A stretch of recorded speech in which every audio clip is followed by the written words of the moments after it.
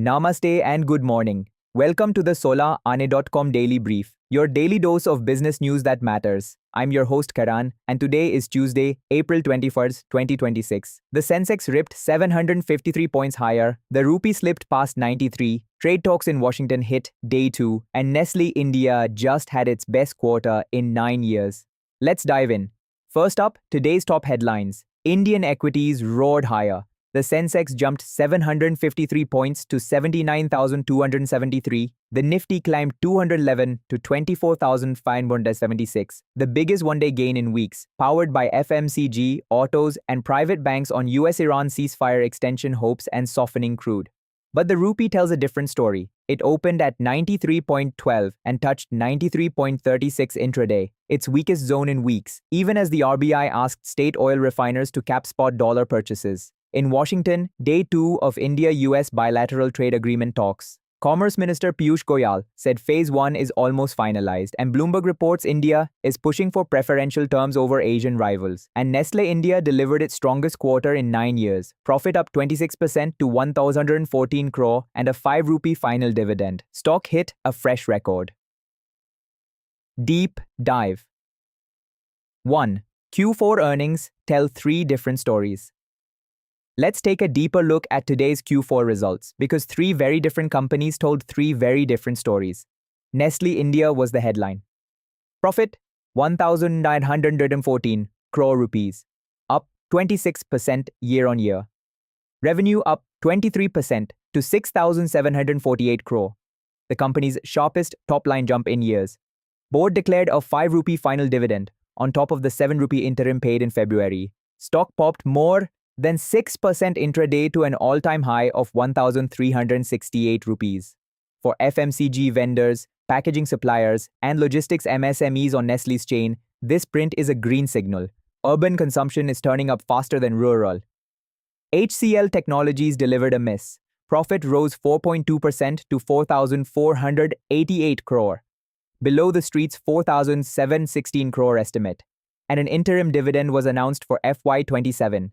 The IT story is unchanged. AI is substituting for seats. TCS shed 23,400 employees in FY26 alone, ending at 584,519. Across the top 5 IT firms, net hiring for the first 9 months of FY26 was a flat 17 employees. And PNB Housing Finance reported a 14.39% jump in profit to 648.70 crore. Decent growth, already priced in. Takeaway for MSMEs. If you sell into FMCG supply chains, chase fresh purchase orders this week. If you sell IT services, the large vendors are cutting costs hard. Price discipline matters. Deep dive 2. Export promotion. Mission goes operational for MSMEs. Now the more important story for small exporters. The government's export promotion mission, announced in November 2025 with a 25,060 crore rupee outlay, has started rolling out concrete interventions. Under the NIRYAT PROTSAHAN sub-scheme, 2 interventions are now live. 1. A 2.75% base interest subvention on both pre-shipment and post-shipment export credit, with an additional incentive layer for exports to underrepresented or emerging markets. 2. A CGTMSE-backed collateral guarantee for export credit, designed to let MSME exporters access bank credit without land, property, or fixed deposit collateral. This matters because India's FY26 merchandise exports just hit a record $860 billion. The March number was $38.9 billion, up 6.3% month-on-month.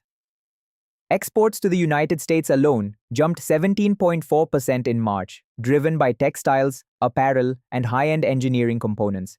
A direct dividend from the uniform 10% US tariff, replacing the earlier country-specific regime. If you run a small export unit, textiles, auto components, pharma intermediates, handicrafts, call your bank this week and ask whether NIRYAT PROTSAHAN is operational at their counter. The interest subvention alone can knock 2 to 3 percentage points off your working capital cost. And if the branch is still asking for collateral, name the CGTMSE partnership in your next conversation. The guarantee is active. A few more stories worth a line each. Vedanta has fixed May 1st as the record date for its long-awaited demerger.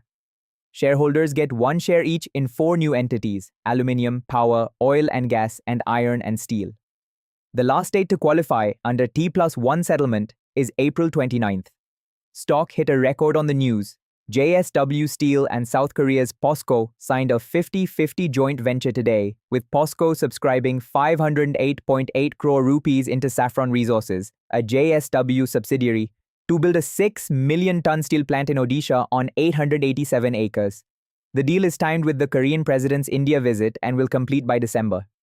Real estate data from NIRYAT is cooling.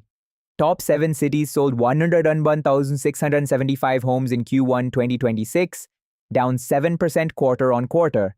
Unsold inventory rose 7%, and new launches outpaced sales for the first time since the pandemic. Knight Frank's number is similar, a 4% sales drop. Realty-linked MSMEs, cement vendors, fit-out contractors, steel fabricators should brace for softer order books through June, and on Brent crude, prices eased to around $95 to $96 a barrel on ceasefire hopes. But the Strait of Hormuz risk premium hasn't gone away. So what does this Tuesday mean for an Indian business owner? 1.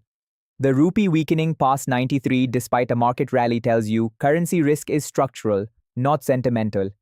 Hedge dollar receivables now. Don't wait for the BTA outcome. 2. The Export Promotion Mission's interest subvention and CGTMSE collateral guarantee are operational schemes, not announcements. Small exporters, call your bank this week. If they don't know NIRYAT, PROTSAHAN, ask for the branch's export relationship manager. 3. Nestle's blowout quarter and FMCG names topping the Nifty suggest urban consumer demand is turning up. If you sell into urban chains, chase orders. If you sell rural, stay conservative till monsoon data. 4. Vedanta bye-bye is April 29th. If your treasury holds Vedanta, 4 companies will land in your demat for one held by May 1st. That's your solaane.com daily brief for Tuesday, April 21. If you're thinking about buying or selling a business, head over to solaane.com. That's 16ane.com, where we make business deals sola ane paka. See you tomorrow.